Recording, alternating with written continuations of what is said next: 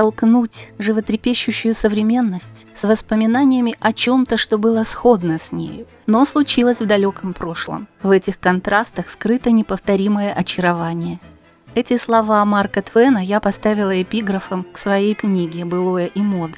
История костюмов, вещей и нравов, рассказанная серьезно и не очень. Чтобы, как положено, смеясь расставаться со своим прошлым, человечеству нужно его знать. Потомков смешат, как правило, самые серьезные идеи предков. Юмористические грани истории моды оттачивал автор с помощью 3000 карикатур, многие из пыльных подшивок журналов конца XIX – начала XX века. В книгах из серии «Популярная энциклопедия моды», посвященных дамскому белью, шляпкам, прическам, истории косметики и парфюмерии, кроме карикатур использовались и более серьезные академические иллюстрации. Мои читатели, они же зачастую мои зрители и слушатели, наверное, не будут удивлены, если я сообщу, что за 3 недавних года я изготовила 150 костюмов для личных исторических метаморфоз. Я отношусь к числу тех авторов, пишущих о моде, которые считают делом чести быть играющим тренером и доказывать свою погруженность в тему, в том числе своим собственным обликом. 150 образов, которые заставили меня пережить неизъяснимые в полном смысле слова чувства. Но когда я показала все эти фотографии своей хорошей знакомой, элегантной даме почтенного возраста, она сказала: «Да, это очень красиво. А зачем?» Действительно, зачем? Особенно, как добавили бы некоторые в наше трудное время.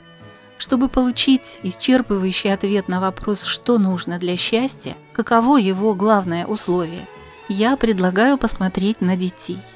Чем они заняты, когда они счастливы? Ответ будет: счастье детей – игра. Но то дети. А теперь вспомним, что ответил один из героев Льва Толстого на вопрос, почему он разлюбил свою прекрасную во всех отношениях жену. Его ответ: между нами не было игры. А когда скука обыденности переходит в игру? Тогда, когда начинает работать наше воображение. Воображение – самая драгоценная особенность человека. Хорошо сказал Честертон: воображение не столько притворяет чудо в жизнь, сколько жизнь в чудо. Мы часто говорим, что ребенок живет в сказке, где он выступает в бесконечно меняющихся ролях. Но с возрастом воображение, связанное с личными метаморфозами, угасает, скукоживается, загоняется в дальний угол. Потому что успех – главная цель взрослых, а для него часто нужно хотеть того, что хотят все, и выглядеть как все.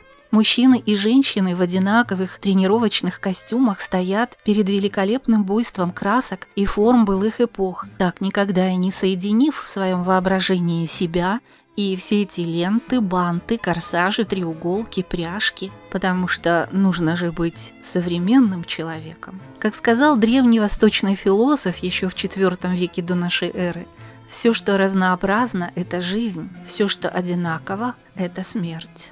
Наиболее проницательные писатели прошлого, от Карлейля с его апологией костюма как храма человеческого тела, до Оскара Уальда с его эстетической доктриной «долг каждого человека стать артистом», представляли себе апофеоз человека будущего, выраженный прежде всего в прекрасном костюме. Но, допустим, мой читатель, слушатель и зритель со всем этим согласен, но просто не представляет себе, как сейчас можно вырваться из плена трикотажной и джинсовой униформы. Ему я адресую свой опыт домашнего театра моды, и сейчас я покажу, как из 15 кусков ткани и из 5 шляпок, меняющихся до неузнаваемости, у меня получилась 100 разнообразных костюмов.